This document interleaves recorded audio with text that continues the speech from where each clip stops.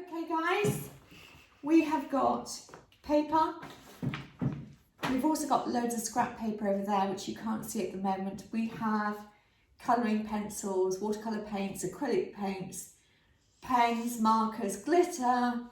I've got scraps of paper from books, glue, tape, more glue, rulers. So what we're going to start off with is really getting the girls used to tracing their names and keeping things really straight.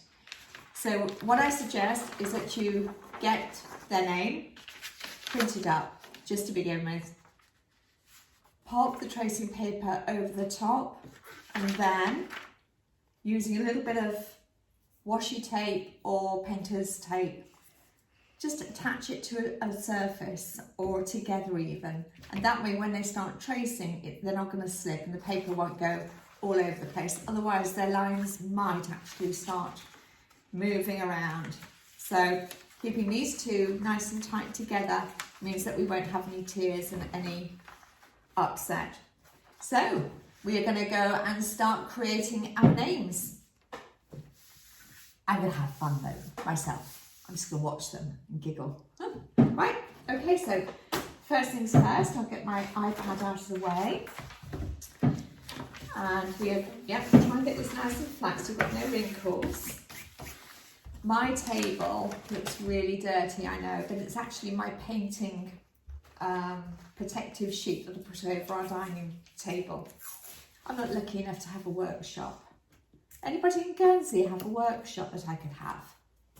Oh, I'd love that. There we go.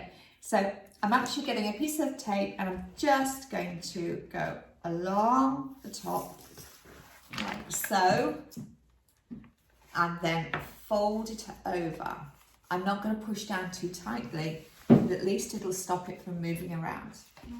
The next thing, okay, is that you are going to follow the lines of their name, the outside only, because the inside we are going to fill with some super designs. Okay, so we're going to get going and I'll be back in a minute. This one here now, what we did was we got the tracing paper, piece of normal colouring paper, but it can be anything. This came off my printer, but it can be anything, a canvas. We stuck it together and then we've now got a very fine imprint of her name there. So what we're going to do is we are going to cut out some decorative paper, again using this piece of tracing paper. So as soon as we start doing that, you'll see us creating some really fun things. And what we're now going to do is we're going to trace out some fun letters out of some card that I've got. I've just got lightweight cardstock that you can get from anywhere, any craft store, online or down your high street. You can even use paper from an old book. But what we're going to do is we're going to line everything up and try and get the letters, like for example, if I've got one, sorry maybe, here, I'll bring this forward. If you look at the V, I can actually use two colours there. So when you go to trace out your letters or numbers, try and make some fun designs by looking at the paper itself. I mean, we've got some lovely designs there, and as you can see, scraps are incredibly useful, so never throw away your scraps. But you'll see how the letters come out, all sorts of things being copied out at the moment. Can you go closer to the edge, my sweetheart, so you don't have to cut all the paper to reach what you wanted? Are you doing that one, are you? Okay. Should we move that just a little bit to the edge? Okay, and see if we can get a really good picture underneath. Luckily with tracing paper, there we are, I think, got a nice flower there. With tracing paper and the ability to see through it, the children can actually find a really cool pattern that they want to make sure is included in the name. This letter L we chose because the colours and the balls, have a look, are really, really great. No, you need to go over the back of your letter again. Another thing to remember is that the pencil lines will probably need to be gone over on the back a few times just to make sure that when they try and trace over, it's going to leave a line. We have a few letters. I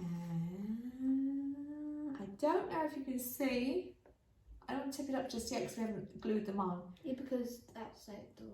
But what we've done is anything that was easy for the children to cut out, any of the A's and the O's and the U's and B's and D's, because you'll need a knife, like an X-Acto knife or something, to cut out the centre bits.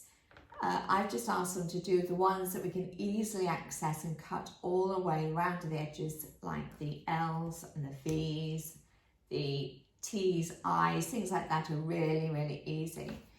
So we've laid them out on a piece of paper.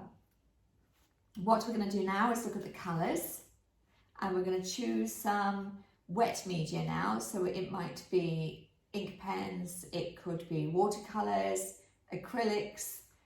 We can do all sorts of things with it, but we're going to try and stay within this colour scheme that she's chosen. Try not to squeak, careful because you might end up... Hello Maylie, did I wake you up? We're just finishing off. Bethany has done hers. Do you want to pop it to the camera? So, she's done hers, and I think it's lovely, and we've outlined all her letters with a blue felt tip just to make them pop out. And I am now going to show her a little bit of shadowing as well, just to try and make those letters look as if they've got some light on it. Ava has done some lovely colouring in. It does not look nice. So all we're going to do now is stick her letters onto this sheet, and it will look incredible. Like, there we go. All right, so I'm going to stick those on.